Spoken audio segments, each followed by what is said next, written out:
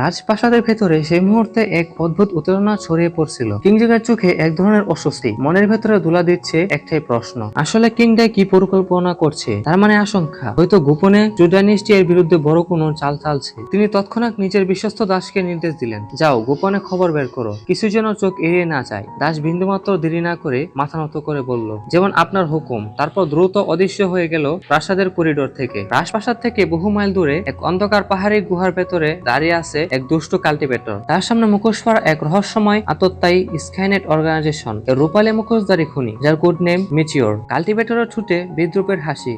আমাকে হারানো তো সোনালী মুখোশধারীরও পক্ষে সম্ভব নয়, আর তুমি কি করে আমাকে হারাবে? কিন্তু মিচিওর কোনো কথা না বলে নিজের সেরোডান্সিং টেকনিক সক্রিয় করলো এবং মুহূর্তে ঝড়ের গতিতে তার দিকে ঝাঁপিয়ে পড়লো। গুহার ভেতরে তলোয়ার ও ছড়ির ধাতব শব্দ প্রতিধ্বনি তুললো। অন্ধকারের ছায়া আর রক্তের নাচ শুরু হলো। অন্যদিকে রাজপ্রাসাদের আরেক কোণে চলছে কিনিউ এর সারমানি। কিন জিয়াং তার পিতাকে উদ্বিগ্ন কণ্ঠে জানাচ্ছে, কিনিউ এর কোনো খোঁজ পাওয়া যায়নি। আমরা জানি না কিনিউ কোথায় আছে। সাথে সে আরো যোগ করলো, নর্থ গার্ডিয়ান কিং শেংগুয়ান এসে পৌঁছেছেন। এই খবর শুনে কিংডাই দ্বিধা না করে তৎক্ষণাৎ নর্থ কিং এর সঙ্গে দেখা করতে চলে গেলেন। এদিকে গুহায় সেই তীব্র লড়াই চলছে। মিচুরের দ্রুত গতি, শিকারের মতো তীক্ষ্ণ চোখ আর নীরব আক্রমণ দেখে দুষ্ট কাল্টিভেটরের মনে সন্দেহ জাগলো। একে সত্যি রূপালী মুখোশধারী আত্মতায়ী, নাকি এর চেয়েও উঁচু পর্যায়ের খুনি? কিন্তু এখন সন্দেহের সময় নেই, কারণ সে তার সবচেয়ে শক্তিশালী কৌশল ব্যবহার করে মিচিওরকে শেষ করার চেষ্টা করলো। তীব্র আক্রমণের মুহূর্তে মিচিওরের মুখোশ ভেঙে পড়লো মাটিতে। সে অবাক, সে আর কেউ নয়, কিনিউ। সে স্কাইনেট অর্গানাইজেশনে যোগ দিয়েছে শুধু একটাই উদ্দেশ্যে, শত্রুদের একে একে খুঁজে বের করে ধ্বংস করা। কিনিউ দ্রুত নিজের লুকানো ড্র্যাগার বের করলো। তলোয়ারের এক ফ্লাশে এত নিখুঁতভাবে সে শত্রুর গলা কেটে ফেললো যে কাল্টিভেটর বুঝতেই পারলো না মৃত্যুর ছায়া কবে এসে গেছে।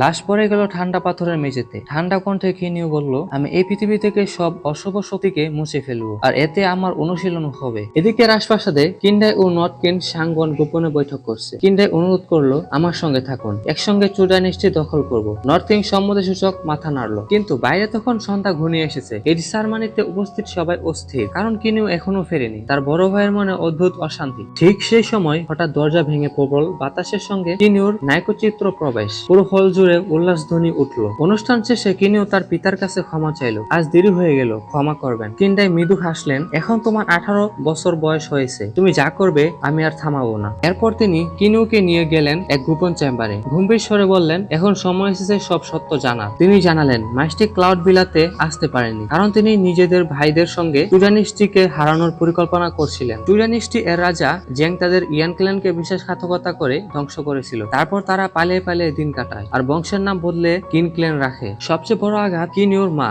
দুর্ঘটনায় মারা যাননি, বরং চুডাইনিস্টির আক্রমণে জীবন্ত পুড়িয়ে মারা হয়েছিল। এই সত্য শুনে কিনিউর হৃদয় ভেঙে যায়। শৈশব থেকে মায়ের স্নেহের জন্য যে ছেলেটি তৃষ্ণার্ত ছিল, সে বুঝলো তার সব কষ্টের জন্য দায়ী একজনই, কিন জিয়াং। ক্রোধে চোখ লাল হয়ে কিনিউ শপথ নিল, যাই হোক আমি চুডাইনিস্টির রাজাকে মেরে ফেলবো। কিন্তু কিন্ডাই তাকে থামিয়ে বললেন, তুমি এখনো যথেষ্ট শক্তিশালী নও, দ্বিতীয় পর্যায়ের কাল্টিভেটরের সঙ্গে লড়তে পারবে না, প্রথমে তোমার প্রশিক্ষণ শেষ করো। কিনিউ এর কথা শুনে ভেতরে ভেতরে আহত হলেও সত্যিটা মানতে বাধ্য হলো। চুপচাপ প্রাসাদ ছেড়ে নিজের ভিলায় ফিরে এলো। রাতের আকাশে চেয়েছে ভাবছিল, আমি কিভাবে বাবাকে সাহায্য করব। হঠাৎই সে দেখতে পেল আকাশে এক লাল ধূমকেতু পতন করছে। সে দ্রুত সেই জায়গায় পৌঁছালো, কিন্তু সেখানে দেখতে পেল এক বিশাল গিরগিটি সাদৃশ্য দানব উল্কাপিণ্ডটি দখল করার চেষ্টা করছে। কিনিউ বিন্দুমাত্র দেরি না করে নিজের ড্র্যাগার বের করে দানবটির গলা কেটে ফেললো। মাটিতে পড়ে থাকা লাল উল্কার টুকরো দেখতে অদ্ভুত, যেন এক ফোঁটা অশ্রু। হঠাৎ সে পাথরটির আলো স্রোতের মতো কিনিউর বুকে শোষিত হয়ে গেল। সে হতভম্ব, এটা আসলে কি ঘটলো? রাতের নীরবতায় নতুন এক রহস্যের সূচনা হলো।